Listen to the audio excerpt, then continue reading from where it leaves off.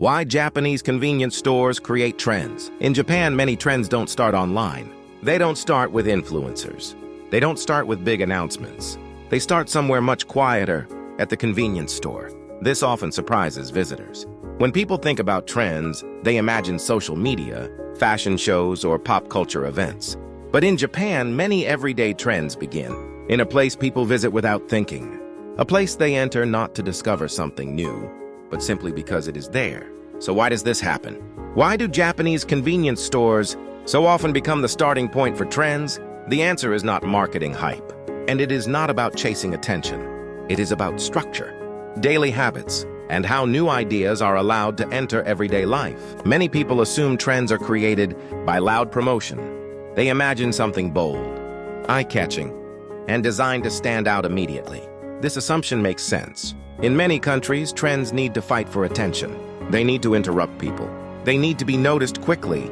But this is not how most trends work in Japan. In fact, many successful trends in Japan do not try to stand out at first. They try to fit in.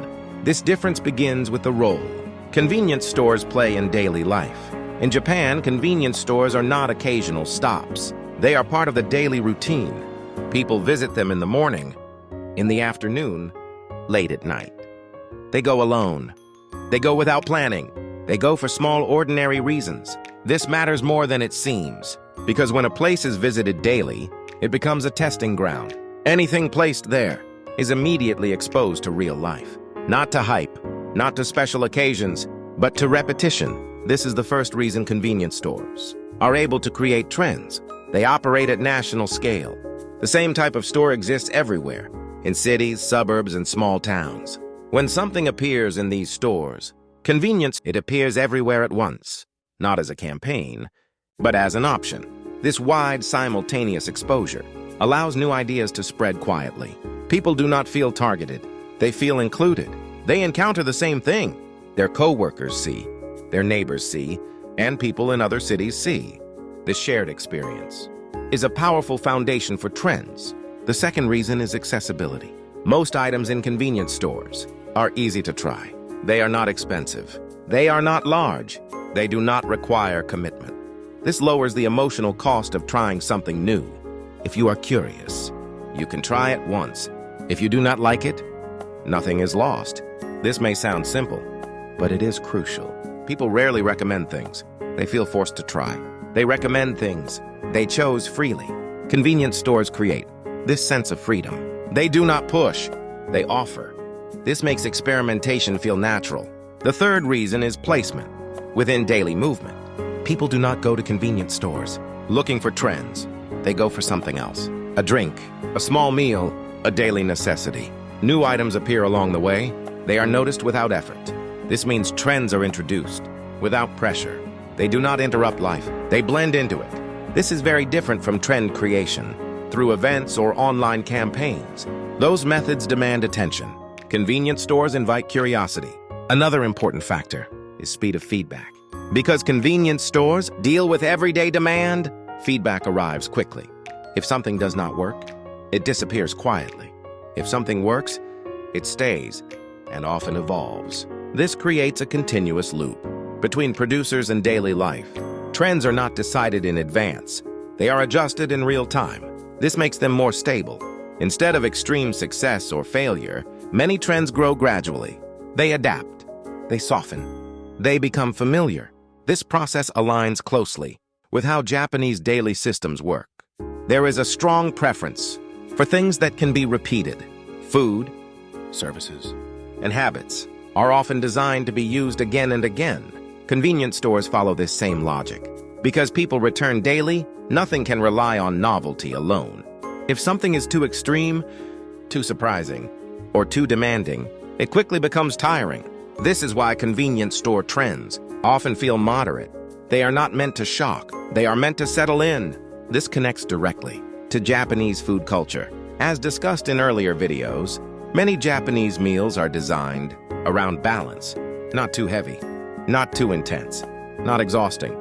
The same principle applies to trends. A trend that emerges from a convenience store has already passed a test. Can it survive everyday use? Can it exist alongside routine? Can it be ignored and still succeed? Only trends that answer yes to these questions continue. This is also why convenience store trends often feel familiar quickly. They do not ask people to change behavior. They adjust to existing habits. Instead of creating a new routine, they slip into an old one. This makes adoption feel effortless. In many other countries, trends often rely on specialization. They start in niche spaces. They appeal to specific groups. They spread outward. There is nothing wrong with this, but the result is often polarization. Some people love the trend. Others ignore it completely. In Japan, convenience store trends and often avoid this divide. They aim for broad compatibility. They may not excite everyone, but they rarely alienate anyone. This approach reduces resistance, and resistance is the enemy of trends. Another important point is trust.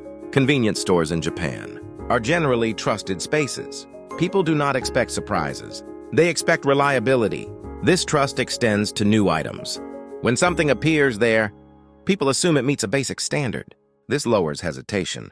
People are more willing to try something new when they trust the environment introducing it. Trust does not guarantee success, but it creates opportunity. This is a key difference between hype-driven trends and system-driven trends. Hype creates attention. Systems create adoption. Japanese convenience stores function as systems. They provide a stable frame in which change can occur safely. Over time, this makes them powerful trend incubators. What is important to understand is that convenience stores do not try to create trends. They create conditions. They provide scale, access, feedback, and repetition. Trends emerge naturally within those conditions. This is why many trends in Japan feel understated. They do not announce themselves. People often realize something is popular only after seeing it repeatedly. This delayed recognition is a sign of successful integration. By the time something is noticed as a trend, it already feels normal. This is the opposite of viral culture. Instead of peaks and crashes, it favors steady presence. This approach may seem slow, but it is resilient. And resilience is what allows trends to last beyond a moment. In this sense, Japanese convenience stores do not chase the future. They allow the future to arrive gradually. This philosophy mirrors many aspects of Japanese daily design, from food to transportation to services.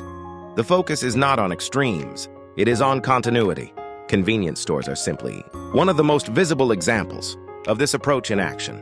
So when people ask, why so many trends in Japan seem to come from convenience stores, the answer is not mystery. It is structure. It is daily repetition. It is trust. It is accessibility. And it is balance. The convenience store is not loud. It does not demand attention. But because it is always there, it becomes a place where new ideas can quietly begin. And that is why, in Japan, some of the most influential trends start in the most ordinary places.